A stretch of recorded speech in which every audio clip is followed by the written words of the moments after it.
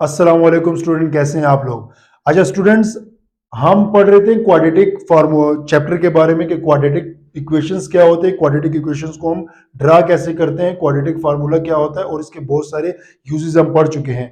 आज हमारा तीसरा ये जो मेथड है क्वाड्रेटिक फार्मूला यूज करके हम क्वाड्रेटिक इक्वेशन को कैसे यूज कर सकते हैं, कैसे फाइंड आउट कर सकते हैं। अच्छा, अब क्वाड्रेटिक ये जो फार्मूला है ना, ये बेसिकली ऐसा फार्मूला है कि ये बहुत सारे फील्ड्स में, बहुत सारे जो फील्ड के लोग होते हैं ये यूज करते हैं और बहुत सारा फायदा उठाते हैं। ठीक है, तो अब ये फार्मूला है क्वाड्रेटिक फार्मूला, इससे हम कोई भी आसानी के साथ क्वाड्रेटिक इक्वेशन को सॉल्व कर सकते हैं। ठीक है, तो व्हाट जो यूजेस क्वाड्रेटिक फार्मूला, इंजीनियर्स भी यूज करते हैं, मैथमेटिशियन भी यूज करते हैं, फिजिक्स भी यूज करते हैं, एस्ट्रोनॉमर भी यूज करते हैं और मेडिकल फील्ड में भी इसके बहुत सारे यूजेस आपको मिलने को देखने को मिलेंगे।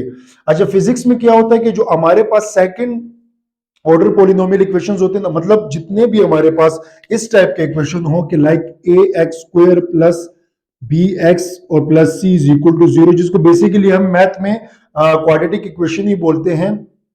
इस तरह के जितने भी इक्वेशंस हो, वो बेशक न्यूमेरिकल में हो या कोई डेरिवेशन में हो, तो उसको हम इजीली इस मेथड से सॉल्व कर सकते हैं। ठीक है, दूसरा केमिस्ट्री में क्या यूज होता है। अच्छा, केमिस्ट्री में क्या होता है कि हम जब इक्विलिब्रियम्स पढ़ते हैं, जितने भी हमारे केमिकल रिएक्शंस होते हैं उसके बारे में जब हम डिटेल पढ़ते हैं, तो हमारे पास रिवर्सिबल रिएक्शन है, इरिवर्सिबल रिएक्शन है या कौन सा रिएक्शन है, उन सारे रिएक्शंस को सॉल्व करने के लिए, उनको मैथमेटिकल फॉर्म में लिखने के लिए हम ये फार्मूला यूज कर सकते हैं। उसके अलावा भी इन मेडिकल फील्ड, अब मेडिकल फील्ड में कि एक पेशेंट को कितनी डोजेज देनी है, ठीक है, ड्रिप का रेट्स क्या होना चाहिए, ड्रग टाइट्रेशन क्या होनी चाहिए, इस तरह के बहुत सारे यूजेस क्वाड्रेटिक फार्मूला के मौजूद होते हैं। एक क्वेश्चन है जी जी पूछो। कि ये जो एस्ट्रोनॉमर्स हैं ये क्वाड्रेटिक फार्मूला को किस तरह से यूज करते अच्छा, हैं? एस्ट्रोनॉमर कैसे यूज करते हैं। अब एस्ट्रोनॉमर क्या करते हैं कि एस्ट्रोनॉमर होते हैं जो स्पेस में जाते हैं। ठीक है, अब उनको कैसे पता लगना है कि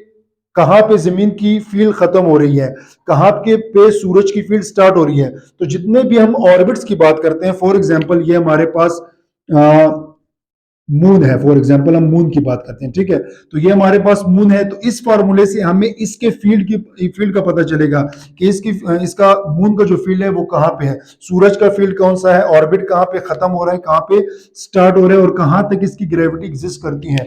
ये सारी चीजें हम इस इक्वेशन से निकाल सकते हैं। अच्छा, अब हमारे पास है एक्सरसाइज 1.2 जिसमें कुछ क्वेश्चन गिवन है, उन क्वेश्चन को सॉल्व करने की कोशिश करेंगे। हमारे पास ये क्वेश्चन है, अब इस क्वेश्चन को ना पहले हम ऑर्डर में लेके आएंगे। तो ऑर्डर में कैसे सॉल्व करेंगे, इन दोनों वैल्यूज को इधर ले आओ, तो ये हो जाएगा एक्स स्क्वायर प्लस 7x और माइनस 2 इज इक्वल टू 0। अब इसको हम क्वाड्रेटिक फार्मूला में पुट करके हम अपना आंसर निकाल सकते हैं। जो हमारा वेरिएबल है, गिवन वेरिएबल x, तो उसकी वैल्यू हम निकाल सकते हैं। अब देखें हमारे पास क्या है, x is equal to minus B plus minus B square minus 4ac divided by 2a।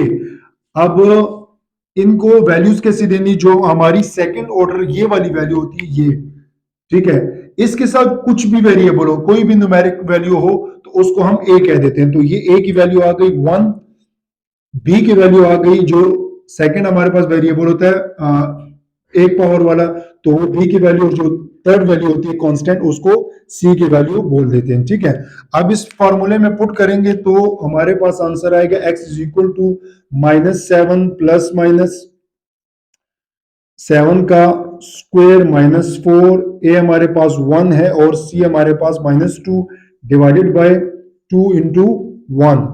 जब हम ये करेंगे तो -7 हो जाएगा प्लस माइनस, जब इस 7 का जब हम स्क्वायर लेंगे तो 7 का स्क्वायर होता है 49 और प्लस माइनस माइनस ये प्लस हो जाएगा और ये हो जाएगा 8 डिवाइडेड बाय 2।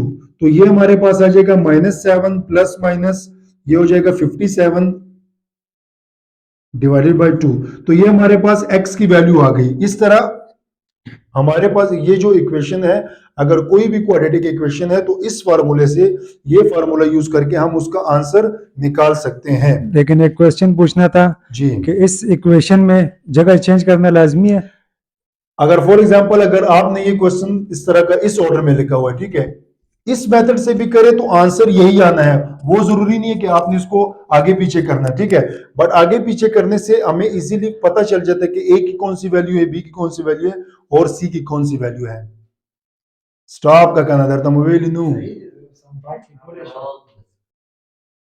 अब इस क्वेश्चन को भी इसको अरेंज करने की जरूरत नहीं, ये ऑलरेडी अरेंज्ड है, ठीक है, तो इसको सीधा सीधा फार्मूले में पुट करेंगे। तो पहली जो सेकंड ऑर्डर की जो वैल्यू होगी ना, इसको हम पुट करेंगे। ए की वैल्यू हो जाएगी 5, बी की वैल्यू हमारे पास आ जाएगी 8 और सी की वैल्यू हमारे पास हो जाएगी 1, ठीक है। तो इसको फार्मूले में पुट करो।